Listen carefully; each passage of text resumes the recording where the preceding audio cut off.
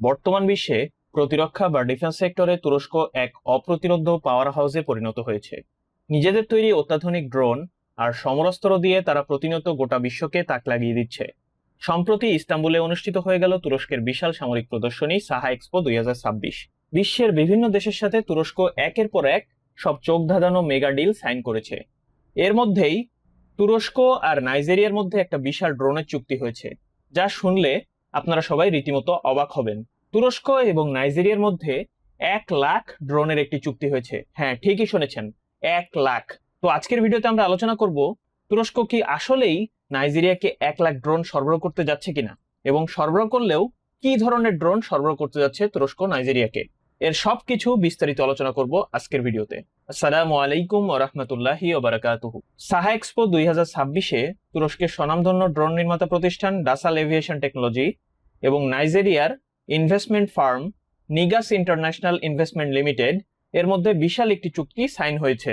ডাসাল মূলত তুরস্কের বিখ্যাত ডিফেন্স কোম্পানি আলতিনাই ডিফেন্স এটির একটি সহযোগী প্রতিষ্ঠান বা সাবসিডিয়ারি প্রতিষ্ঠান। তো যার কারণে আপনারা হয়তো ডাসালের নামটি প্রথম শুনে থাকবেন। এই চুক্তির আওতায় ডাসাল নাইজেরিয়াকে 1,00,000-এরও বেশি অত্যাধুনিক ড্রোন সরবরাহ করবে। ডিলের অফিসিয়াল কাগজে সাইন করেছেন ডাসালের জেনারেল ম্যানেজার কুতাই চাইল বুই কস্তুর এবং নিগাসের সিইও প্রিন্স মালিক আদো ইব্রাহিম। এখন আপনাদের মনে প্রশ্ন আসতে পারে, এই ডিলের টাকার অঙ্কটা আসলে কত? 1,00,000 ড্রোন আসলে কত টাকা দিয়ে নাইজেরিয়া নিচ্ছে তুরস্কের কাছ থেকে? ডিলের এক্সাক্ট ডলার অ্যামাউন্ট অফিসিয়ালি একদম সিক্রেট রাখা হয়েছে, তবে নিউজ রিপোর্ট অনুযায়ী এটি তুরস্কের এভিয়েশন হিস্ট্রির অন্যতম বড় রেকর্ড ব্রেকিং এক্সপোর্ট কন্ট্রাক্ট। যেহেতু এটি শুধু ড্রোন বিক্রি নয়, বরং নাইজেরিয়াতে ড্রোনের লোকাল অ্যাসেম্বলি বা মেইনটেনেন্স এমআরও হাব তৈরির একটি প্রজেক্ট, তাই বিশেষজ্ঞরা ধারণা করছেন এই ডিলের ভ্যালু কয়েকশো মিলিয়ন ডলারের বেশি হবে। মূলত এটি পশ্চিম আফ্রিকার ইকোওয়াস রিজিয়নের একটি বড় সাপ্লাই চেইন তৈরি করবে। অর্থাৎ তুরস্ক নাইজেরিয়াতে নিজেদের ড্রোন কোম্পানির প্রযুক্তি শেয়ারের মাধ্যমে নাইজেরিয়ায় রিচ করছে এবং পুরো আফ্রিকার দ্বার উন্মোচন হচ্ছে তুরস্কের জন্য। চলুন এবার একদম স্পেসিফিকেশন দেখি এই 1,00,000 ড্রোনের লিস্টে কি কি থাকছে এবং এদের সক্ষমতা কেমন। এই লিস্টে সবচেয়ে বেশি পরিমাণে যেটি রয়েছে সেটি হচ্ছে 1,00,000 পেরগ্রিন বা মিকন ক্যামিকাজি ড্রোন। এটি একটি ক্যামিকাজি ড্রোন, অর্থাৎ ছোট ড্রোন, খুবই ক্ষুদ্র একটি ড্রোন, অর্থাৎ এটি একটি আত্মঘাতী ড্রোন। এই ড্রোনগুলো মূলত রোটারি উইং ক্যামিকাজি ইউএভি সিস্টেম দ্বারা পরিচালিত। চুক্তিতে এগুলোকে মিকন নামে বলা হলেও ডাসাল এগুলোকে পেরিগ্রিন নামেও পরিচিত করেছে। এগুলো অত্যন্ত ক্ষিপ্রগতির ড্রোন এবং হালকা ওজনের ডিজাইনের তৈরি, যা টার্গেটের দিকে দ্রুত বেগে ছুটে গিয়ে আকাশে থাকা অন্য ড্রোন বা শত্রুর ঘাঁটিতে সরাসরি আত্মঘাতী হামলা চালাতে পারে। এই লিস্টে আরো রয়েছে 200টি ফ্যালকন R556 ড্রোন। এই ট্যাকটিক্যাল ড্রোনগুলোকে কোম্পানির ভাষায় ড্রোন হান্টার বলা হয়।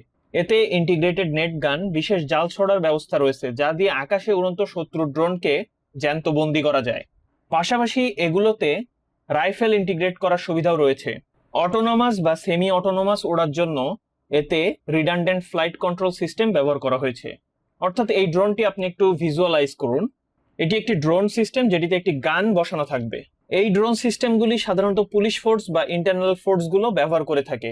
এগুলো সামরিক ফোর্স বা সেনাবাহিনীর ব্যবহারের জন্য উপযুক্ত হতে পারে, কিন্তু অন্য দেশে গিয়ে হামলা চালানোর জন্য এগুলো খুব একটা উপযুক্ত না। কিন্তু যখন রিজিওনাল যুদ্ধ বাধে, যেরকম বর্তমানে লেবানন এবং গাজায় যে যুদ্ধ বাধছে, সেই ক্ষেত্রে এই ড্রোনগুলো ব্যবহৃত হতে পারে।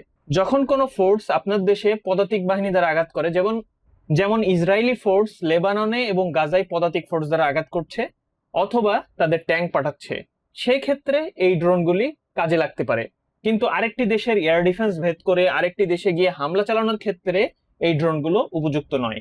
এরপরে লিস্টে যে ড্রোনটি রয়েছে সেটি হচ্ছে 100টি পুহু কার্গো ড্রোন। যুদ্ধের ময়দানে লজিস্টিক সাপোর্ট দেওয়ার জন্য পুহু সিরিজের next generation rotary wing cargo drone, সেটি হচ্ছে পুহু কার্গো ড্রোন। এই সিরিজের ড্রোনগুলি 75 থেকে শুরু করে 100 কেজি পর্যন্ত ভারী কার্গো পেলোড বহন করতে পারে। আবারও একই কথা, এই ড্রোনগুলি অন্য দেশে গিয়ে শত্রুর এয়ার ডিফেন্স ভেদ করে আঘাত চালানোর জন্য বা আঘাত হানার জন্য উপযুক্ত কোনো ড্রোন নয়। এই ড্রোনগুলি ধরুন আপনার সেনাবাহিনীর সাথে আরেকটি সেনাবাহিনীর যুদ্ধ চলছে, সেক্ষেত্রে আপনার সেনাবাহিনীকে কিছু অ্যামুনেশন সাপ্লাই দেওয়া প্রয়োজন। দুর্গম এলাকায় গিয়ে সেই অ্যামুনেশন গুলো সাপ্লাই দেওয়ার জন্য এই পুহু কার্গো ড্রোনগুলো কাজ করবে। এগুলির ম্যাক্সিমাম স্পিড ঘন্টায় 90 কিলোমিটার এবং 10 কিলোমিটার পর্যন্ত রেঞ্জ এগুলি একটানা 30 মিনিট উঠতে পারে।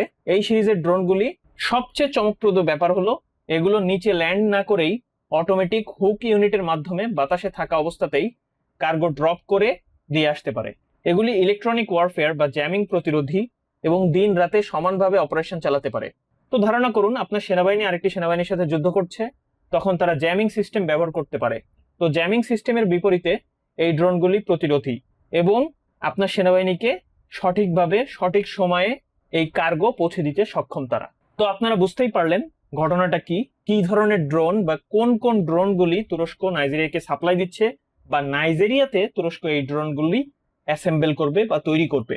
এই চুক্তির ফলে নাইজেরিয়া শুধু এখন রেডিমেড ড্রোন কিনছেই না, বরং তারা নিগাসের মাধ্যমে নিজেদের দেশেই এই হাইটেক ড্রোনগুলির অ্যাসেম্বলিং শুরু করতে যাচ্ছে।